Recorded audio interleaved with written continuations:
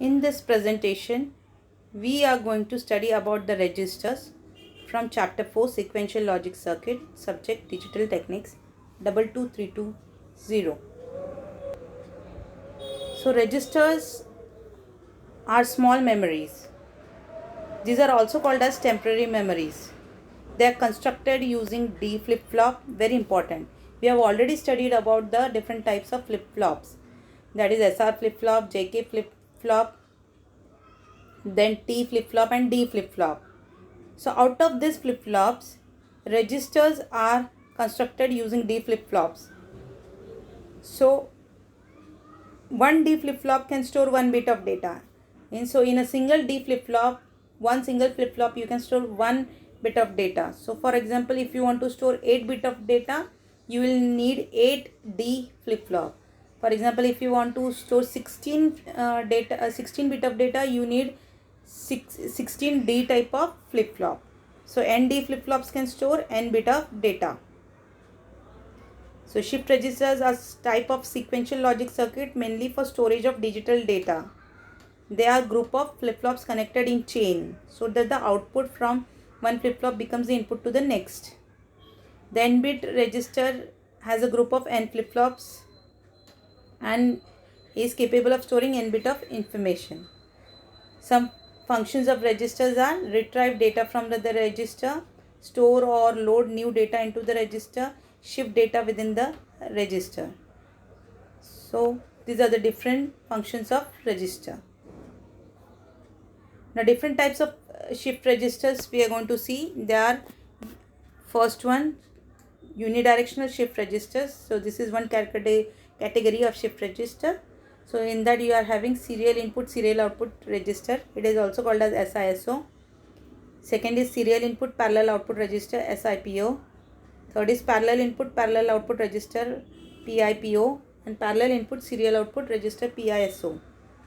Then next, and the second category is bidirectional shift register. One is called as left shift register and other is right shift register. So bidirectional shift register can do both the work actually. Left data can be moved from to the left, and data also can be moved towards right.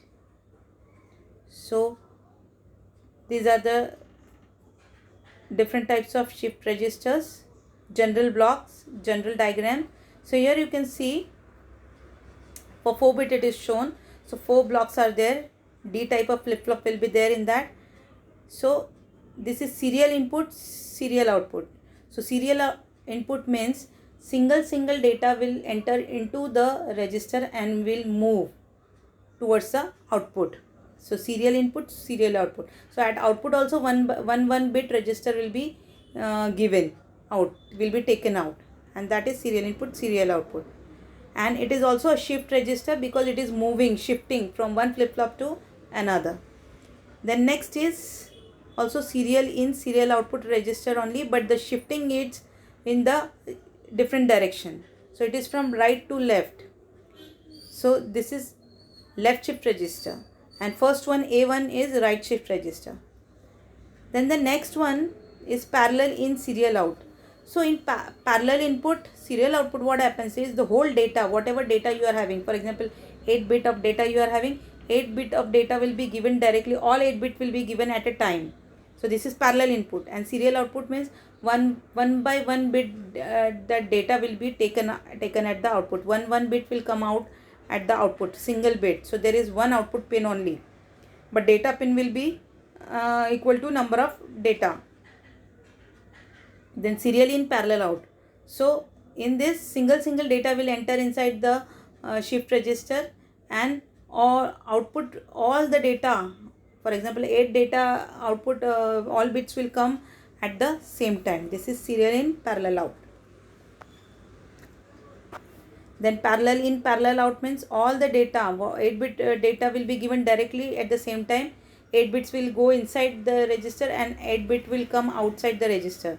So see, parallel input, parallel output. Then rotate right and rotate left register. So that is the shifting of data towards left. So the rotate left, and shifting of data towards right, that is rotate right register. So we'll start with the serial in serial out shift register. 4-bit I have shown here. You can also consider for 5-bit, 6-bit and so on, or for 3-bit, 2-bit. So the block diagram, the very first thing you should do is block diagram. So always use D flip-flop as shown. Give the numbering to the flip-flops, every flip-flop. So first always you have to start with, you can start from D0. I always start from D0. So that is D0 first. You can check D flip-flop is connected one by one, back to back. So D0, D1, D2, D3, and the output of D0. Q0 is connected to D1, Q2 is connected, Q1 is connected to D2, Q2 is connected to D3 and so on. All clear are connected together, and all clock are connected at the same time to all the flip-flop. And data input is the first flip-flop D0, and data output is the last flip-flop. So Q3 will be the output. So there is one single input pin and one single output pin. So this is the working, how it works, serial in serial out. The very first thing what you have to do is to clear flip-flop. So clear flip-flop means D flip-flop, the output, that is Q0, Q1, Q2, Q3. For all flip-flops should be 0. It should be cleared. Nothing should be stored inside the flip-flops. That is clearing the flip-flop. Then for example, if you want to transfer 4-bit of data, then the first bit, 1 bit of data will be given at the input pin, and then as the clock signal is given, that input data will be moved to the second flip-flop. And then the second bit of data will be given to the input, and that is how the shifting of the data will take place. This you will come to know through this. You can see here, initially clear flip-flops 0, 0, 0.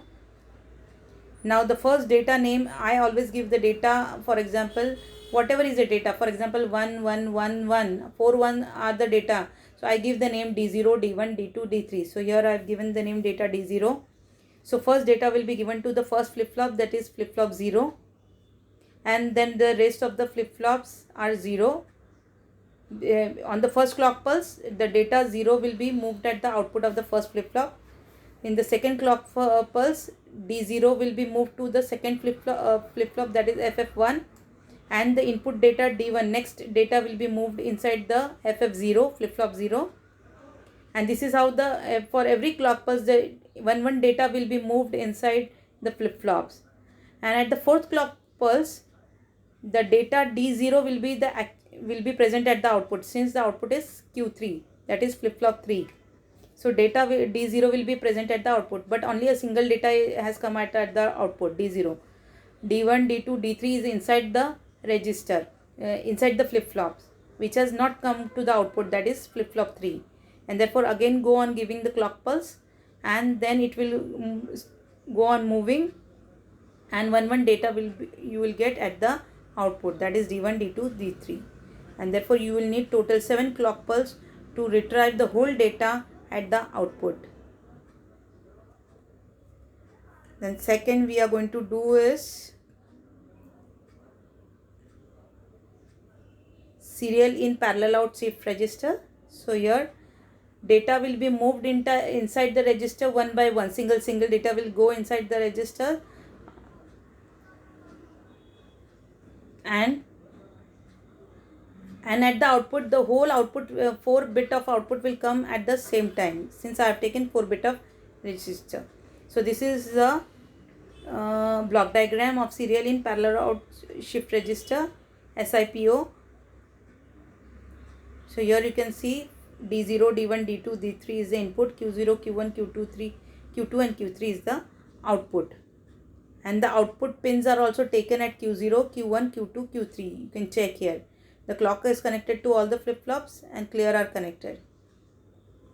Again, the working of serial in parallel out shift, the very first thing always you have to do is clear flip-flop. So at the output, initially everything will be 0 inside, and then give the input to the flip-flops at the serial input. So the working you will be able to understand through this table. You can see here, initially clear flip-flop, so every flip-flop output Q0, Q1, Q2, Q3 will be 0. Then first data will move inside the flip-flop for the first clock pulse. Then in the second clock pulse, 2 data will be moved inside the flip-flop. Then third, 3 data, and fourth clock pulse, 4 data will be moved, and 4 data you will get at the output at the same times. That is Q0, Q1, Q2, Q3. So only 4 clock pulses are required for serial in parallel out shift register. Next is parallel in parallel out shift register. So here you can see 4 D flip flop I have taken. So the data will be directly given at the same time. Hold. 4 data will be given at the same time, and 4 data will be taken at the same time at the output. So this is the block diagram of parallel in parallel out shift register. Now next, again the working of parallel in parallel out is clear flip flop, and then you can understand the working through this. You can see initially clear flip flop, then give the input and just apply the clock pulse, and the output will be present at the output. So only 1 clock pulse is required for parallel in parallel out shift register.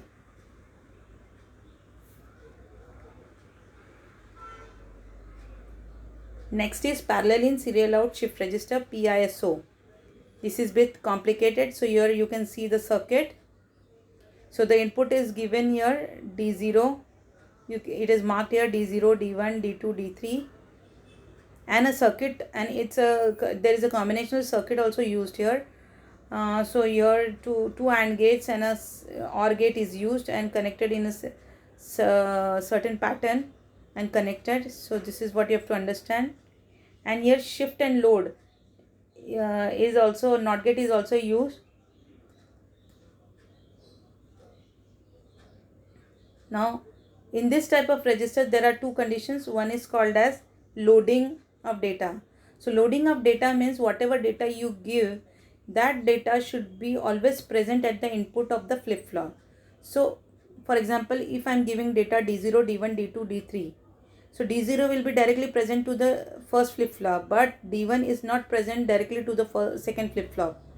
So here D1 is given to the AND gate, and if you want that D1 to be at the input, that is D of that second flip flop, then that second AND gate should be enabled, and that enabling is done by shift and load.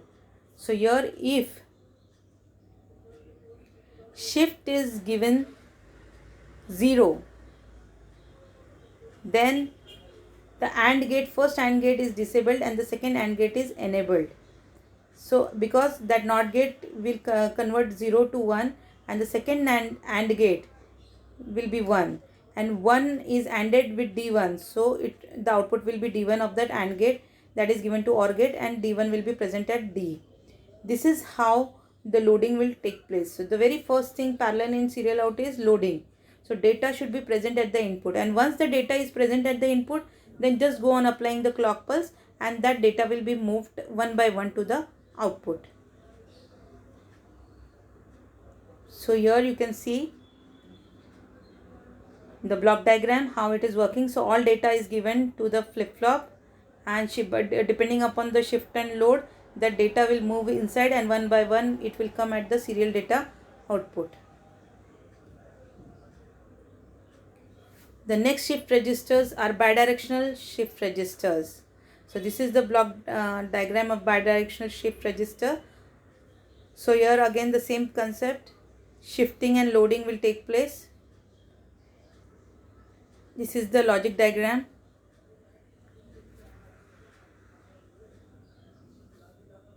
Now here also the very first thing is whatever data you give to the serial data. So bidirectional shift registers are the registers in which if you give data to the left side, then that data will move to the right side. So this is right shift register, and if you give data to the right side, that data will be moved to the left side, and that is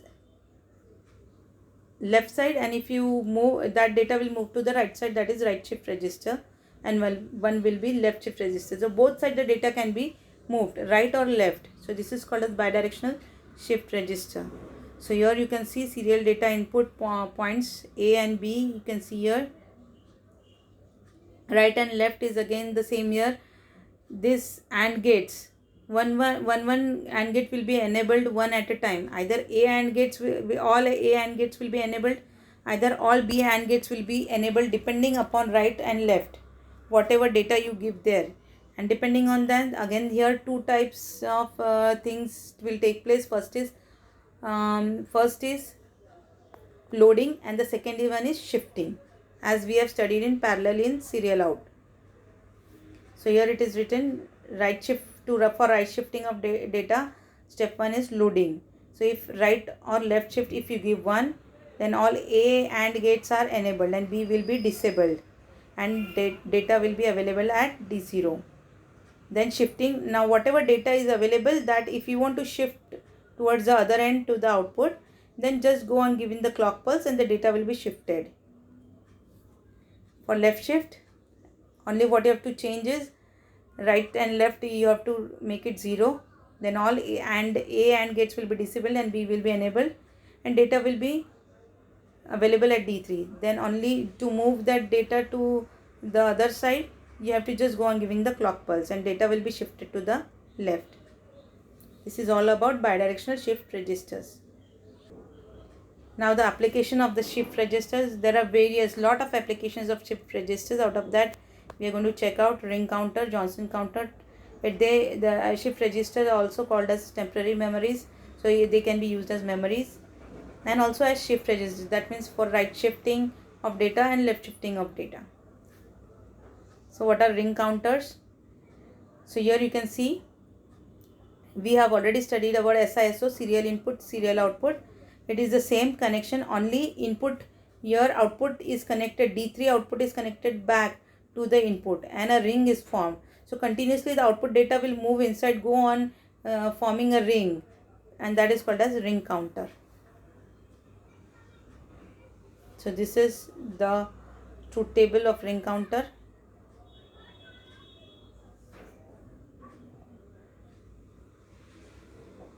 Then is Johnson's counter. So in this only a small change is done. Instead of Q3 moving inside, moving back to input, Q3 bar is connected back to input. So that means complement output is connected back to input, and that is your Johnson's counter. So truth table is shown here, state diagram is shown here. Thank you.